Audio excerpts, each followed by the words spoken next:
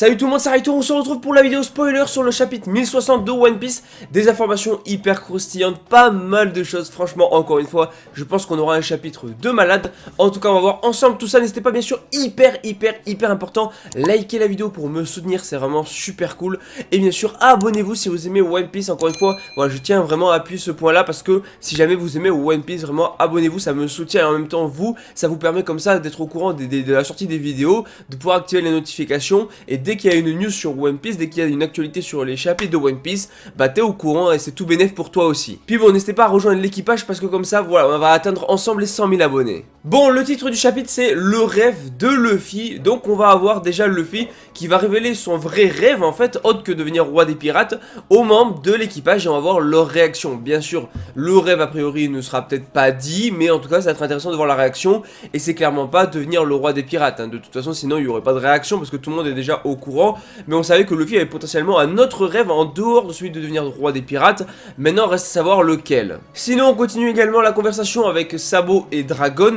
Et c'est là où vraiment on a des infos intéressantes. Parce qu'en fait voilà, on a Sabo qui va mentionner qu'il a été au royaume de Lulusia. Et qu'il a vu une personne qui était assise sur un trône qui logiquement devrait être vide. Et sinon on va voir Im en fait qui va être là. Et qui va donc du coup rayer sur une carte le royaume de Lulusia. Et juste après ça, dans le royaume de Lulusia, dans le ciel on a des éclairs, des nuages noirs qui vont commencer à apparaître, des éclairs qui vont frapper à droite, à gauche, et on a un objet qui vu tomber a priori du ciel sur le pays. Maintenant reste à savoir est-ce que c'est un objet réellement ou est-ce que les gens pensent que c'est un objet, mais en fait c'est peut-être une personne qui descend du ciel. Ener, pourquoi pas, puisqu'a priori on a la foudre, donc on peut toujours ramener à Ener, mais ça peut être n'importe quoi autre chose, ça peut être juste une attaque ou je ne sais quoi, ou ça peut être carrément Im qui est descendu du ciel pour détruire tout. Et en plus de ça, le royaume de Lulusia va être complètement anéanti, c'est-à-dire que le royaume va être exterminé. Maintenant voilà, on peut se poser plusieurs questions. Pourquoi déjà le royaume a été exterminé, pourquoi Im a fait ça et tout, et qui était la personne qui était sur le trône, parce que ça peut pas être Im, puisque Im n'était pas au royaume de Lulusia, et puis de toute façon, voilà, normalement, Im est censé être directement à Marie-Joase, donc maintenant, on peut se demander qui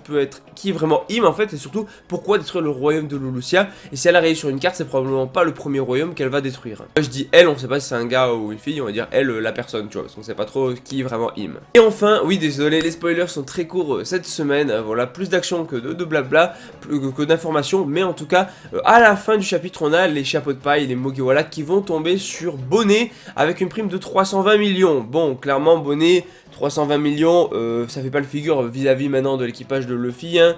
Alors elle a pas trop bougé depuis Shabody, contrairement à eux, mais en tout cas ça va être intéressant parce que je pense que Bonnet peut apporter des informations aux membres de l'équipage sur ce qui s'est passé peut-être à Marie-Joase, peut-être parler de Sabo, faire parvenir la news aussi.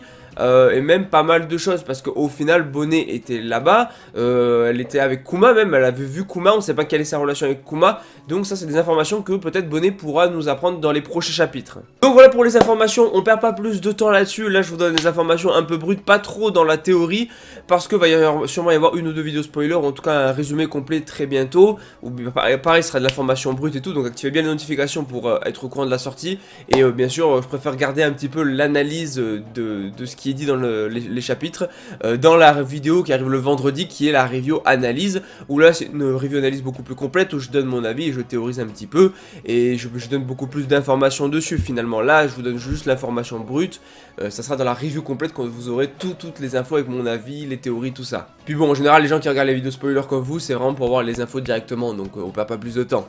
Ah oui, bonne nouvelle, pas de pause la semaine prochaine, encore une fois, ça fait plaisir. Bon, n'hésitez pas en tout cas à liker un maximum la vidéo, à vous abonner, vraiment je compte sur vous pour qu'on atteigne ensemble les 100 000 abonnés. Activez bien les notifications pour être au courant de la sortie des prochaines vidéos. N'hésitez pas à me dire en commentaire votre avis sur les spoilers, à mettre une petite note sur 10. Moi je vous dis à la prochaine pour la vidéo, une autre vidéo spoiler ou peut-être un résumé complet. Et également pour la review analyse le vendredi, je vous dis à la prochaine.